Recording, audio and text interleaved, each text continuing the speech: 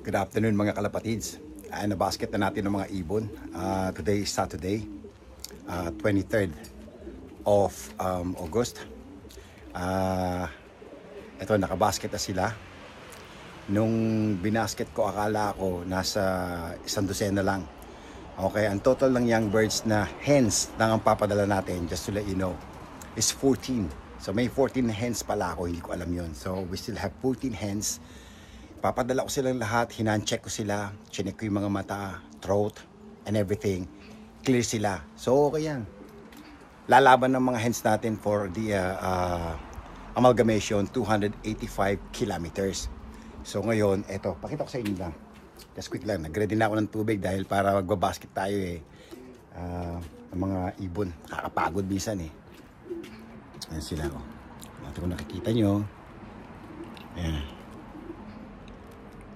Settle na sila sa loob, quiet na sila. Nilagyan na natin, pinalibutan ko na ng drinks yan para may inumin sila. Ayan. Ayan. Dito, nilagyan natin ng drinks yan. May drinks dito yan. So I'm hoping na lang na meron tayong makabutas for tomorrow. You know, hindi kagandaan ng forecast, nasa south-southeast wind. So kung bumibiyahe sila rito, almost pasalubong pero nasa left-hand side wing ang hangin.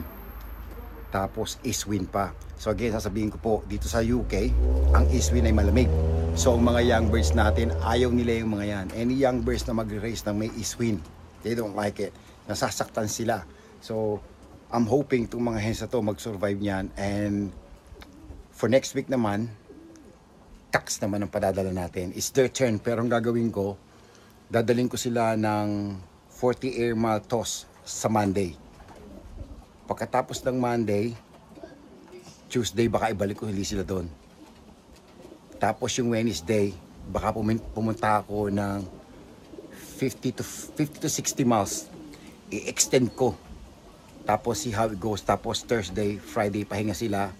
And then, diretso na yun sa basketing for Friday. Providing, fingers crossed, maganda ang forecast natin sa next week Saturday. So, samahan nyo ako, punta tayo ng club ngayon. Eto kalapatid, dito na tayo sa club namin. Sarado pa yung pinto. Ako na naman ang nauna. So 6 o'clock ang ang marking namin. Time check tayo. 5:57 na. Wala pa rin ang secretary. Basta sinabi sa akin 6 o'clock ang marking namin for Saturday. So hopefully nandito sila maya-maya. And kami nilagyan ko uli ng drinks ang young birds natin. Silipin natin sila. Ayan, sila. Come on guys. Alright. Ayan. Okay, so i-update ko na lang kayo kung anong ang mangyayari for tomorrow. Sana pakawalan ng mga 10 AM. 10 AM, favor sa atin yun. Kasi nga, makakauwi ako in time.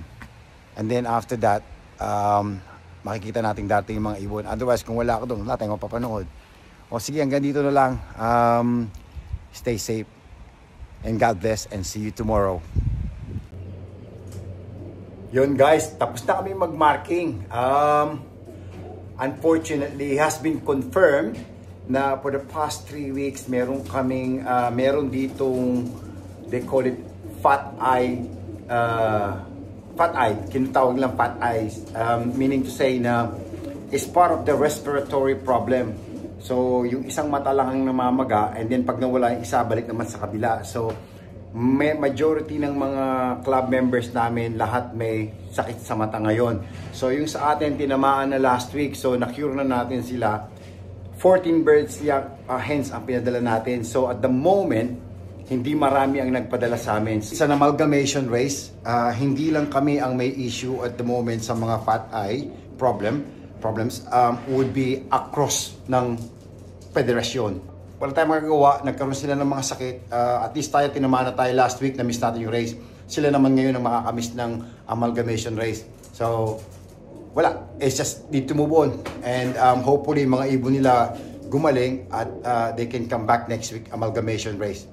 Okay, let's go!